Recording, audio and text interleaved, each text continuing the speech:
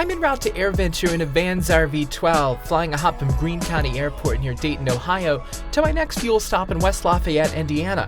I've never flown in this area, so I'm being extra cautious with my navigation. And we'll start looking for the airport. 15 miles is good to normally see it. It's kind of hazy today.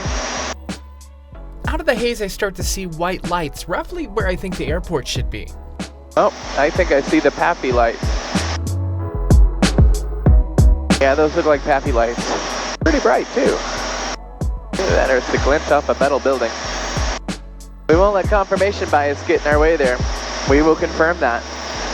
I cross-check with pilotage. Looking at the sectional displayed on my MFD, I see that the airport should show up on the southwest side of town, which is becoming more clear from about 10 miles away. You're about the right distance. They look like PAPI lights. But my lights are not anywhere near the airport environment or where it should be. Alright, looks like this is to the south of town. Oh, I see the airport. Yep, that is not the... those are not the lights. Right turn on Bravo, kind of ground point 9.